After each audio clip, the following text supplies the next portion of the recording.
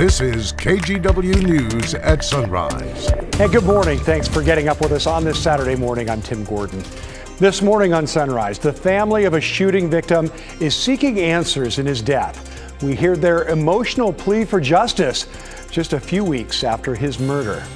Plus, this was supposed to be the worst week for COVID cases in Oregon, but it looks like there is hope, at least, that things are starting to level off. But first, let's check in with Chris McGinnis for a quick look at that forecast. Chris? Good morning, Tim. It looks like another really nice day here in the Rose City. One more, our weekend's kind of 50-50-ish, right? So if you've got some outdoor plans and want to get some yard work done and whatnot, today's your day to do it because the rain is back tomorrow. It's crisp out there, though, right now. Currently 28 degrees at PDX, 26 Beaverton, 23 in Hillsborough. Can we go down a little more? How about 22 in Timber Junction? And the big picture statewide, of course, it's even colder in Eastern Oregon. Really cold, in fact. Single digits in Burns and Baker City this morning. Pendleton waking up to 26, and we're in the low 30s right now along the Oregon coast. All right, the plan for today. We are generally clear out there. There might be some fog pockets, but not nearly as widespread as what we saw earlier this week. So mostly clear right now here in town. I think we've got a sunny morning. Really nice day, but cool. A little breezy on the east side as well. We'll be in the lower 40s by lunchtime, and I think we'll finish off our day just shy of 50 with clouds increasing. I want to go out just a little wider and show you the satellite imagery here because our next rainmaker is just offshore, and that's going to push eastward overnight tonight and bring us rain on Sunday. I'll walk you through that and the mountain snowfall potential with this next system coming up in just a few minutes. Tim? Okay, Chris, thanks a lot. We will see you soon.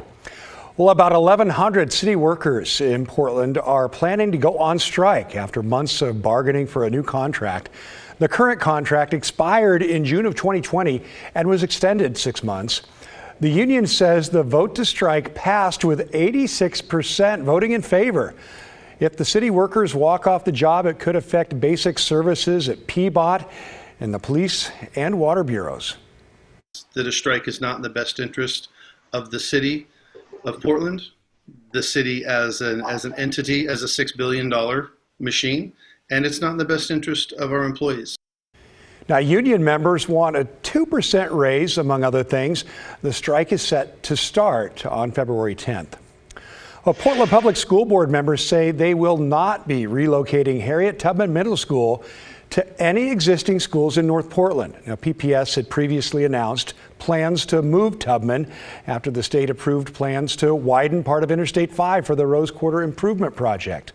Dr. Martin Luther King Jr. Elementary was considered a possible relocation site, but 2 weeks ago, hundreds of parents and students rallied outside that school to convince PPS to rule it out as a relocation option.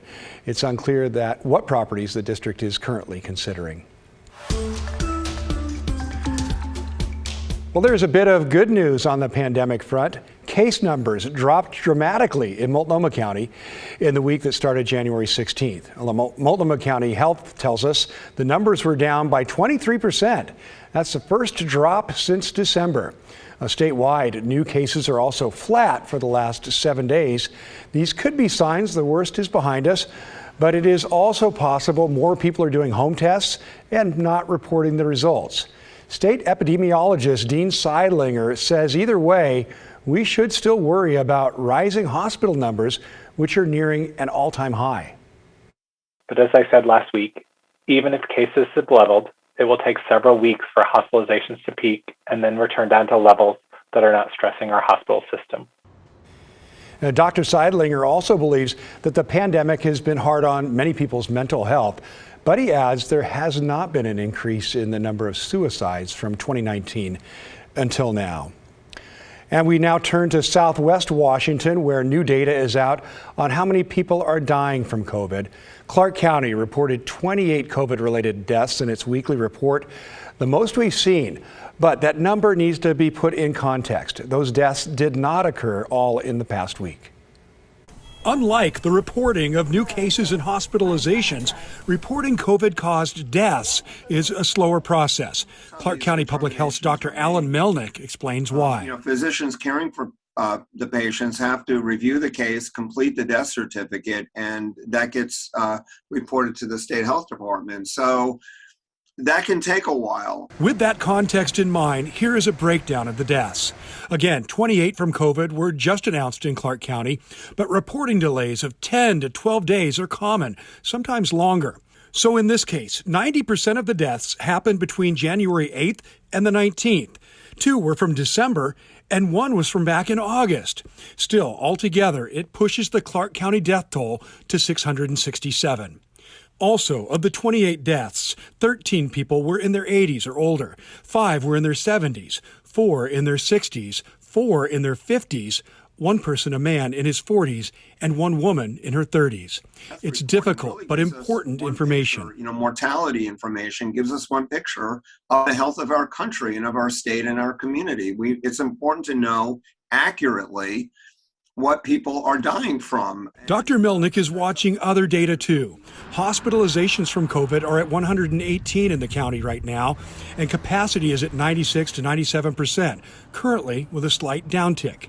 Hospitalizations seem to be going down, but given where we're at, I'm concerned over the next few weeks about our hospital capacity and what's happening there. Where we're at is astronomically high COVID activity, measured in new cases per 100,000 residents over a 14-day period.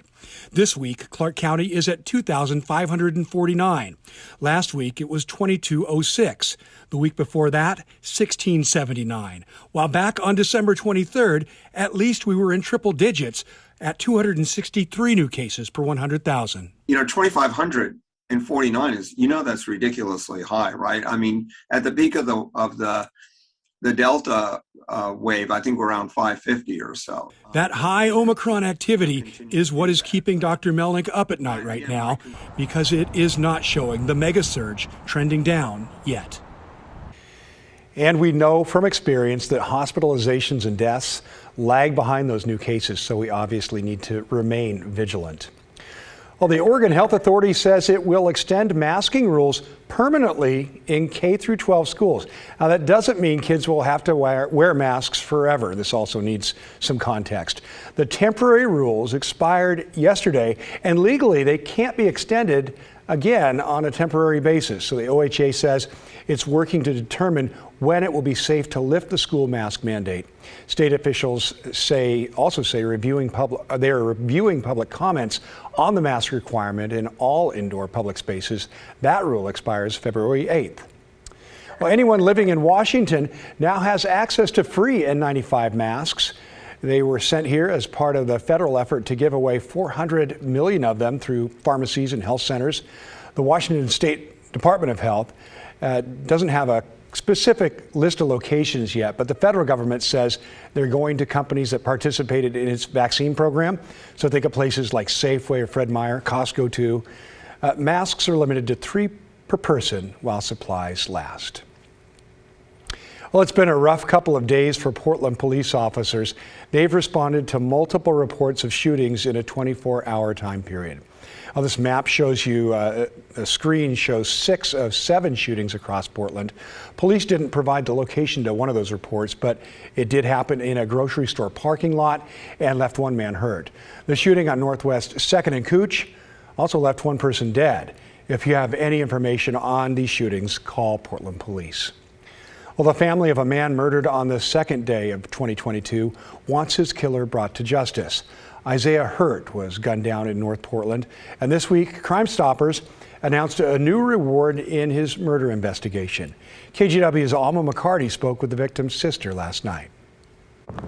Early afternoon, January 2nd, India Hawley got the call, heard the life-changing news from her mother. Her voice sounded like something I've never heard her sound like before, hyperventilating, and then that's when she told me that the police came and told her that someone had shot and killed my brother. Her older brother was 39-year-old Isaiah Hurst. She calls him hardworking and caring, a graduate of Grant High School who loved everything about Portland. We called him Zig, even though his name is Isaiah. The thing that I loved about him the most is he was quiet, but he meant what he says, and he says what he means, and he can be headstrong on things that he believed and he loved. And, one of those things was his family. He was really a family guy. Portland police responded to the shooting call around 9 a.m. on this block of North Morgan Street and found Hurst dead from a gunshot wound.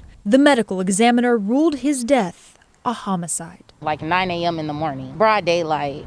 Holly says the last time she saw her brother alive was Christmas Day. It's just, good conversation. It was never arguments or anything. He was just a low-key kind of guy, which is why this is even more shocking. I can't even put it into words, like how I feel. I'm not the same person, and I don't think that I will be the same person. She says her mourning family feels anger, disappointment, grief. The pain made worse without a suspect in custody. There's someone that took my brother's life, and they're still out here living their life day to day, and we are literally suffering and dealing with this every single day. We know that Zig is never gonna come back, and we don't know why, and we don't know who did it. We just don't know anything. Holly hopes the Crime Stoppers reward announced just this week will compel someone to come forward with information and bring some sense of closure to her family.